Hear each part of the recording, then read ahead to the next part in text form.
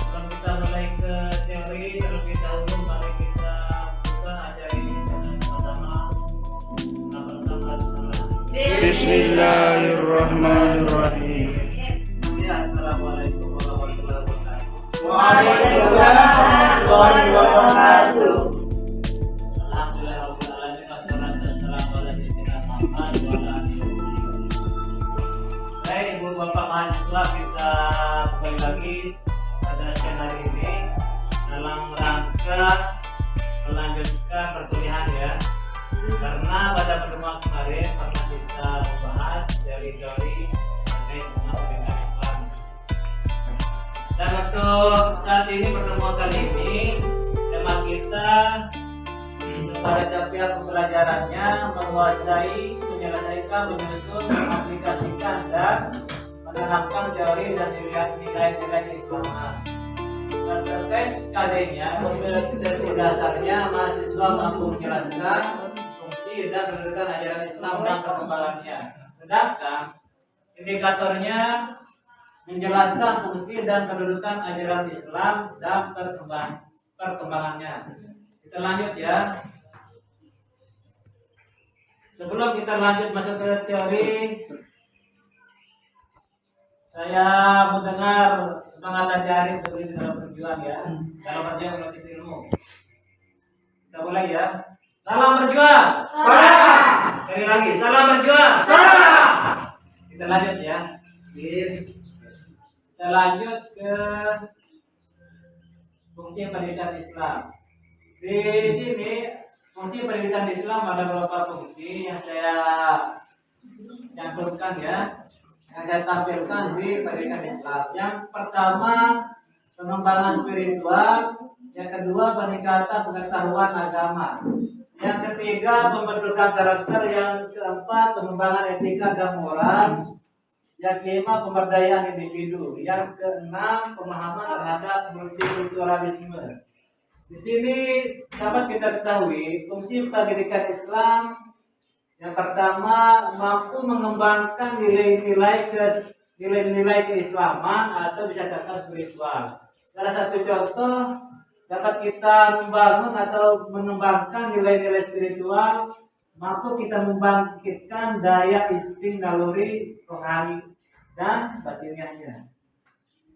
Rohani kita dalam melaksanakan ibadah, salah satu contoh saudara kita dalam melaksanakan kewajiban sebagai umat Islam, melaksanakan sholat lima waktu. Dan belum kita bahas peningkatannya, kita langsung saja. Kalau saya rasa, saya yakin Ibu Bapak sudah paham terkait ilmu spiritual atau ilmu rohani dan nuraninya. Banyak peningkatan pengetahuan agama. Peningkatan ilmu pengetahuan terkait agama Islam, contohnya di sini mampu mengaplikasikan nilai-nilai ajaran Al-Quran dan Al-Hadis. Salah satu contoh dapat kita memahami, salah satu contohnya pada ayat Al-Fatihah ya. Yang pertama, Bismillahirrahmanirrahim. Dengan menyebut nama Allah yang Maha Pengasih dan Maha Penyayang. Kalau kita artikan ilmu pengetahuan agama dapat kita tingkatkan dari arti Ar-Rahman dan Rahim, yakni pengasih dan penyayang. Kalau Ar-Rahman yang Maha Pengasihnya terutama kepada individu kita, pribadi kita mengasihi akan diri kita, kesadaran kita dalam menuntut ilmu. Salah satu contoh kita akan selalu janda wajanda dalam berjuang atau dalam proses menuntut ilmu. Yang ketiga, pembentukan karakter.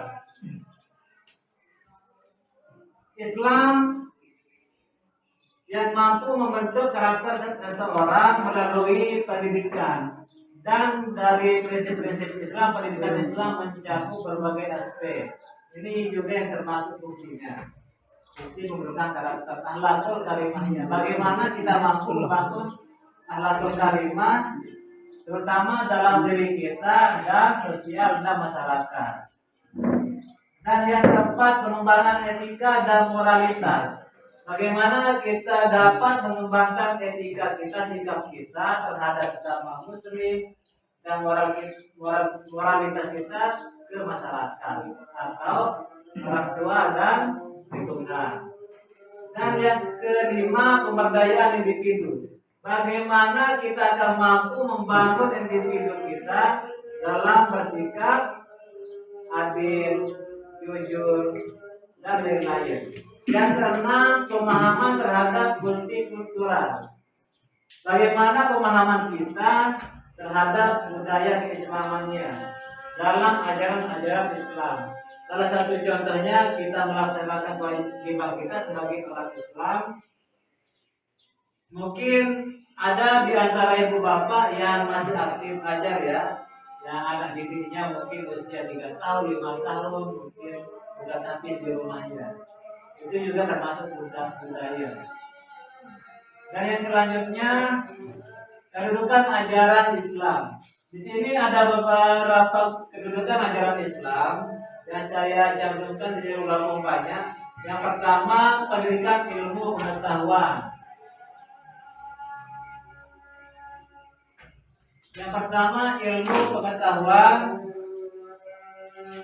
Bagaimana kita mampu meningkatkan ilmu pengetahuan kita dari segi konteks atau non konteksnya.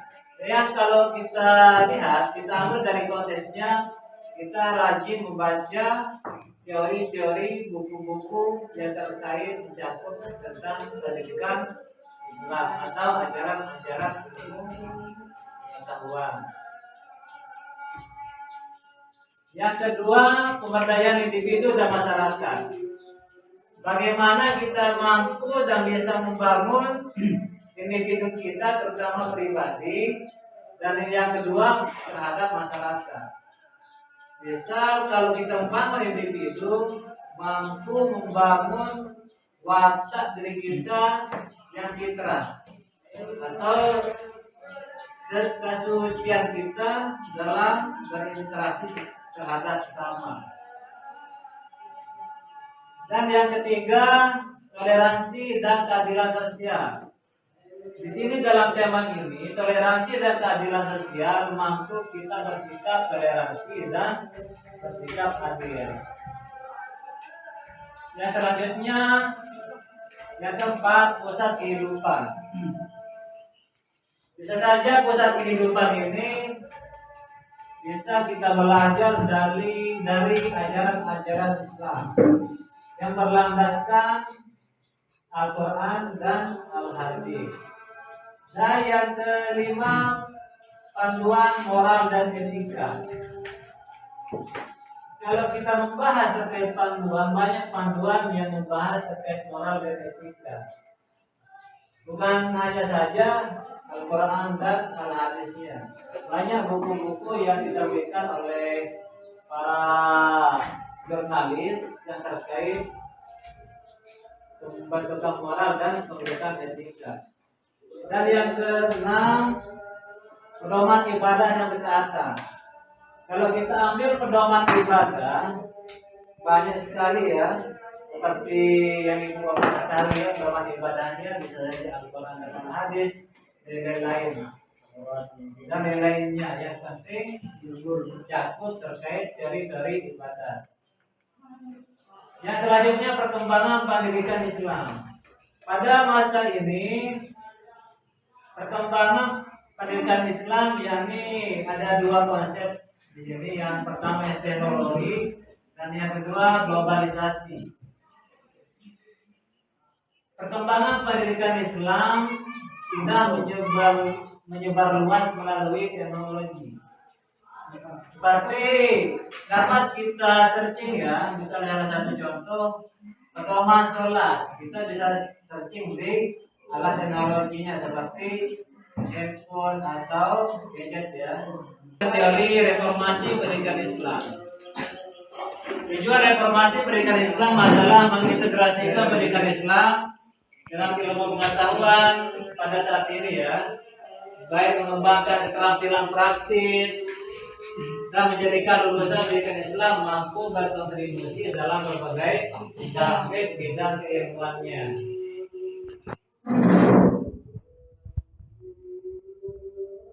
Itu saja dari saya sedikit ya, dan untuk lebih lanjut kita akan stimulus sedikit ya melalui media. Di sini ada media, gadgetnya juga. Baik,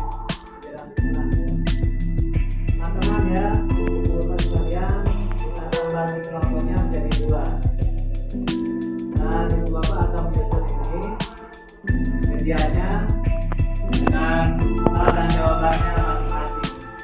Jadi saya acak ini, nah masing-masing juga memiliki jawaban. Ini untuk kelompok satu.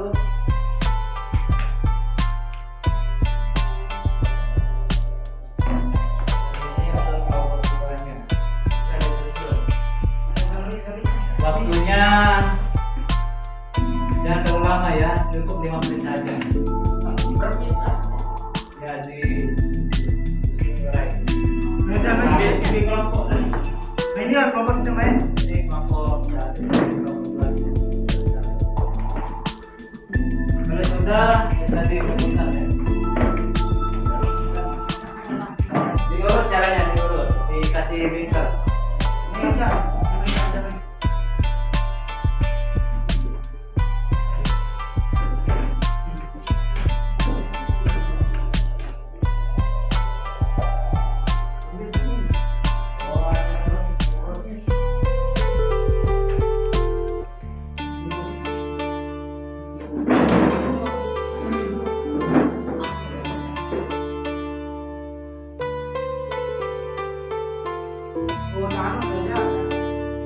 Urutan nih. Ini baca rumah.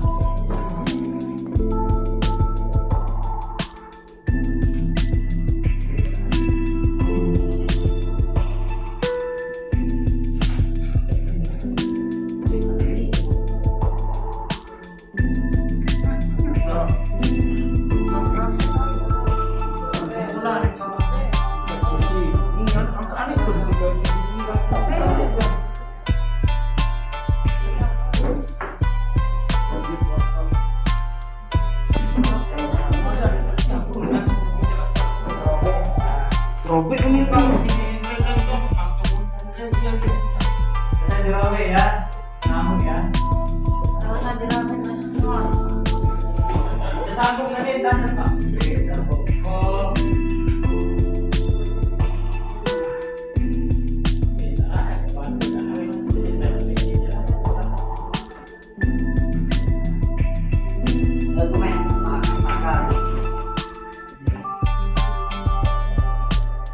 Ini yang tak kumpulan di sini. Kita sekali tangan udah kan.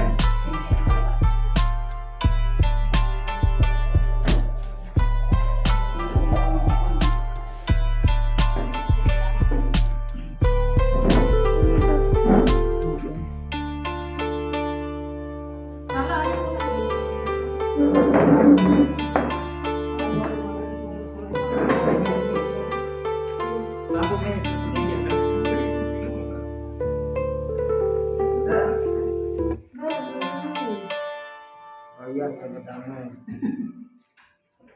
Makhraj dan huruf di pada garis besarnya makhraj. Oh iya nah.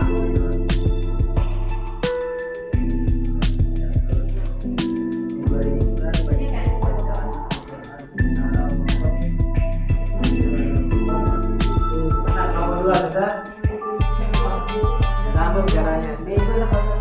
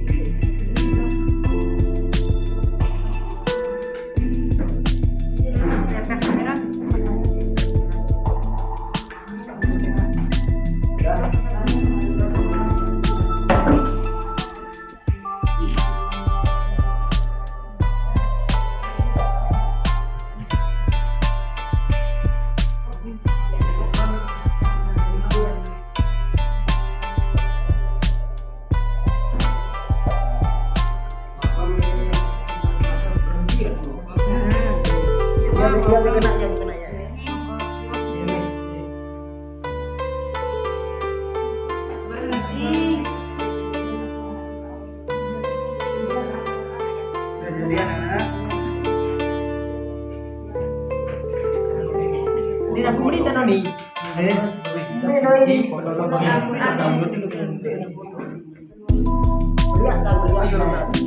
Al-Quran sebagai kitab suci.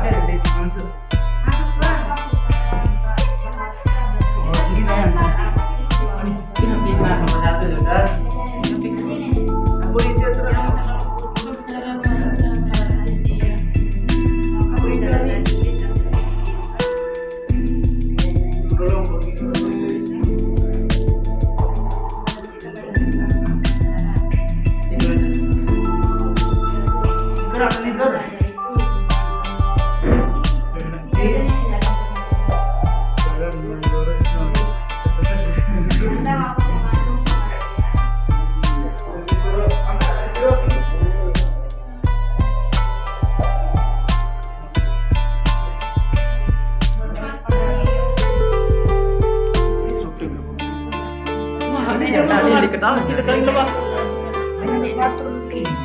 Biasa dekat dia.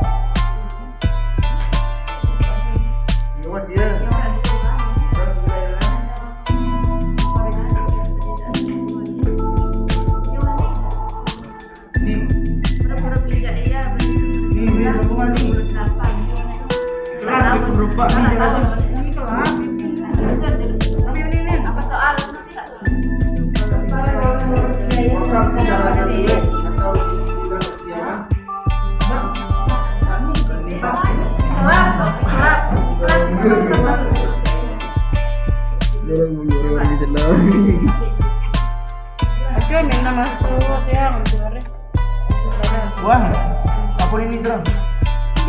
Berbuat baik kepada bapak dan ibu disebut istilah dia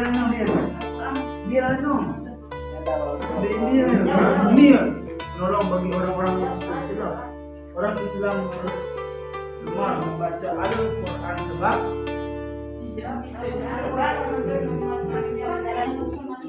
menjelaskan terkait fungsi dan kedudukan ajaran Islam. Siapa yang siap silakan. Apa? Siapa yang siap menjelaskan fungsi dan kedudukan Islam? Silakan. Saya.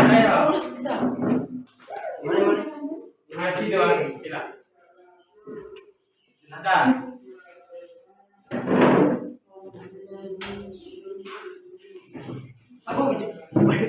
Apa gitu dari pembelajar studi Islam.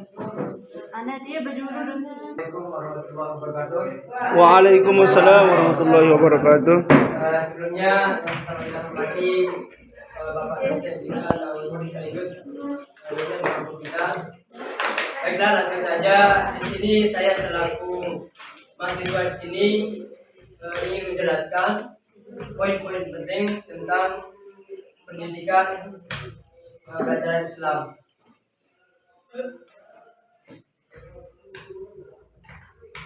Fungsi pendidikan Islam. Jadi yang pertama itu menguasai. Kita harus menguasai betul tentang agama dulu, ya.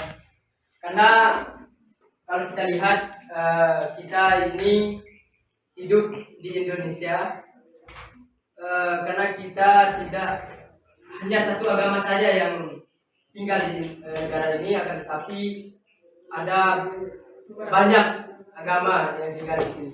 Ada agama Islam, Kristen, Hindu, dan Buddha. Berarti kita harus betul-betul menguasai agama kita sendiri dulu, yaitu agama Islam.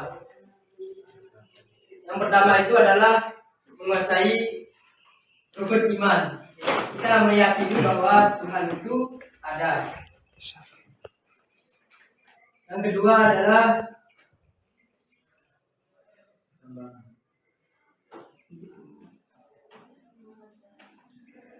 Silakan untuk fungsinya. Kalau fungsi pendidikan Islam,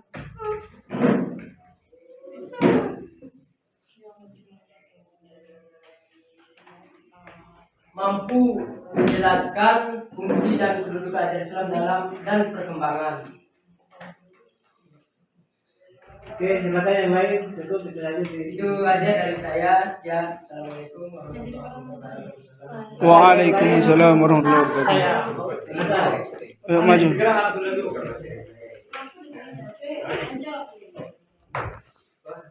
Terkait tema pendidikan Islam ya.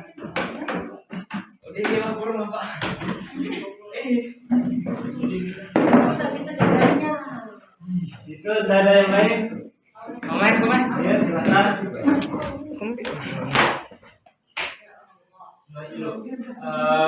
Assalamualaikum warahmatullahi wabarakatuh. Waalaikumsalam warahmatullahi wabarakatuh.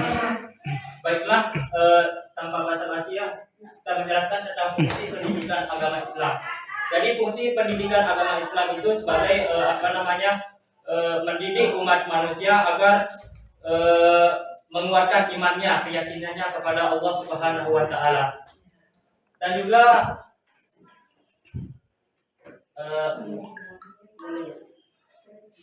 juga nilai-nilai